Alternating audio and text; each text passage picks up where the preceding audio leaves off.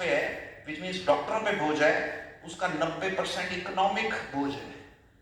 Which means आप अपनी जिंदगी का पूरा मेडिकल बजट, मतलब एक आदमी पैदा हुआ 85 साल तक जिया, अगर मान लो उसने अपनी पूरी जिंदगी में अपनी मेडिकल ट्रीटमेंट पे 50 लाख रुपए खर्च करे, तो उसका 90% इन क्रॉनिक बीमारियों पे खर्च करेगा। Rest is waste. या तो कॉमन सेंस से ठीक हो जाएंगी, या आपको जरूरत नहीं थी बेफालतू के टेस्ट आप करा लो। तो ये 30% प्रॉब्लम 90% वेट लेती है, टाइम का भी, इकोनॉमिक का भी, सिस्टम पे भी, पॉपुलेशन पे भी। तभी मैंने आते ही बात किया कि जब आप इंटरेक्ट करते हैं तो दोस्तियां ना केवल पेशेंट से होती हैं, उनकी फैमिली से होती हैं। बिकॉज हमें सीखने को मिलता है कि एक बीमारी, क्रॉनिक बीमारी, पेशेंट और पेशेंट की फैमिली पे कैसे असर दिखाती है। हाउ एक प्रॉब्लम पूरा मिलियस घर का एनवायरनमेंट चेंज कर देती है और उससे क्या क्या इंपैक्ट होता है।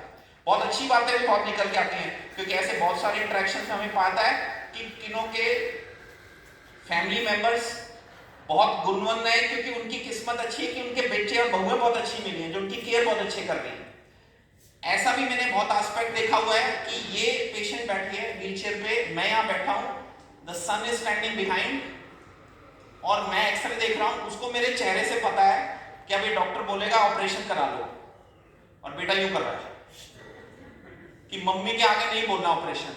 द अंडरस्टैंडिंग इज कि मम्मी कह रही है मेरा ऑपरेशन करा दे, बेटा कह रहा है ना आप इस पे नहीं पैसे लगा सकते, for whatever reason, reason is not important. तो 30% प्रॉब्लम, 90% बर्डन। तो एक बहुत साल पहले एक नॉवल लिखा गया था, उसका नाम था डॉक्टर्स। बहुत फेमस नॉवल है, और एक बहुत फेमस राइटर है उसने लिखा था।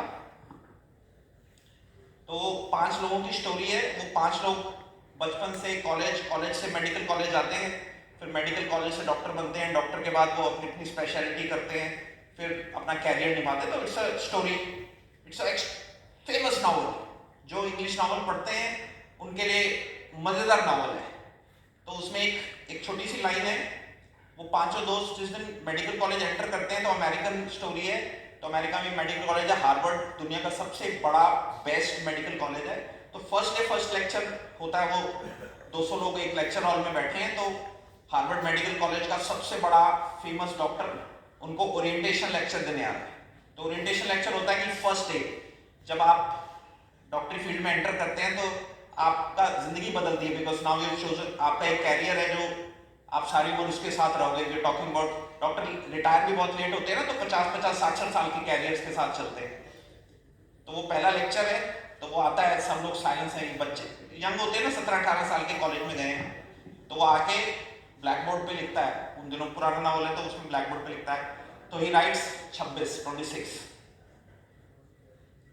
तो सब लोग सोचते हैं ये क्या लिख गया। तो वो कहता है हजारों बीमारियों में 26 ही बीमारी है जिसका इलाज मेडिकल साइंस में पॉसिबल है, उसके अलावा सब गैस वर्क है। और मैं इसको समझाऊंगा वो क्या कहना चाह रहे हैं। अब वो 26 हो सकता है 28 हो गए हो, लेकिन 30 नहीं हुई अभी तक। आज भी इलाज 25-26 बीमारियों का ही है, उसके अलावा रेस्ट इज मैनेजमेंट। किन बीमारियों का इलाज है? फेमस एग्जांपल है स्मॉल पॉक्स। सब बुजुर्गों को पता है, वो टीके लगते थे, अब लगने बंद हो गए। सो दिस वन डिजीज जिसका क्योर है। सेकंड, इंडिया बड़ा प्राउड है, polio, we have cured it. तो कुल मिला के 26-27 बीमारियों पे क्योर है। उसके अलावा सब चीजें की मैनेजमेंट हो रही है, कोई भी क्योरेटिव नहीं है। तो क्या diabetes, you will manage this but you will never get cure, आपको कभी क्योर नहीं होगा। आप हार्ट डिजीज के पेशेंट हो गए, you will manage this but आप कभी क्योर नहीं हो गए। किसी को डिप्रेस नहीं कर रहा, बट ये सब जानते हैं, but somebody has to speak, किसी को बोलना पड़ेगा। आप जोड़ों के बीमार हो गए, आपको मैनेज करना पड़ेगा, you will never get cured. आपको ऑस्टियोपोरोसिस हो गया, आपको मैनेज करना पड़ेगा। आप यूर एलर्जिक, आपको गठिया की बीमारी है। There are thousands and thousands of बीमारियां ऐसी हैं जो आप मैनेज करोगे बट आप क्योर नहीं कर सकते। एंड दीज आर 30%, इसका 90% बोझ है, और इकोनॉमिक बोझ है। आप इस पे एक लाइफ टाइम में 50 लाख से 1 करोड़ रुपया खर्च करोगे, जो कर सकते हैं afford, on something you can not cure.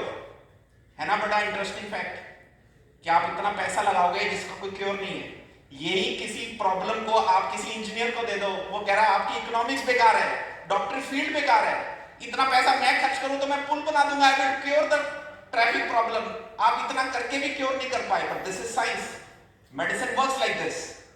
अब हम क्या करना चाह रहे हैं एज अ डॉक्टर, और मेरा फील्ड क्रॉनिक प्रॉब्लम है, तो डिफरेंट है ना, कुछ डॉक्टर है एक्यूट प्रॉब्लम ट्रीट कर रहे हैं, मैं क्रॉनिक प्रॉब्लम या जोड़ों की प्रॉब्लम ट्रीट कर रहा हूं, तो वो चलती है। तो मेरा पेशेंट रहता है, वो आता है, मिलता है, जाता है, कई बार सुना के जाता है, कई बार सुन के जाता है, इंटरेक्शन बहुत होती है। तो जोड़ों की प्रॉब्लम आपको मैनेज करनी पड़ेगी, और अगर आप मैनेज नहीं कर रहे तब आप एज यू ग्रो ओल्ड, जैसे डॉक्टर सरताज ने कहा, as you reach your 70s, as you reach your 80s, फिर आपको समझ आएगा कि ये जब हम मैनेज कर सकते थे तब हमारे लिए क्यों इंपॉर्टेंट था। Because now doctor is saying इसकी मैनेजमेंट हैज रीच्ड, इसकी मैनेजमेंट उस टाइम पे पहुंच गई है जहां पे इसका एक ही इलाज बचा है, विच इज सर्जरी। अब 140 करोड़ लोग हैं इस देश में, 60% आर ओल्डर पीपल। 2050 होते होते हम 70% बुजुर्ग पॉपुलेशन में चले जाएंगे, ये स्टैटिस्टिक्स है। देश के लोग अब जी भी ज्यादा रहे हैं और उम्र में भी बड़े होते जा रहे हैं। आज की तारीख में अराउंड 15 से 20 करोड़ लोगों को जोड़ों की प्रॉब्लम है।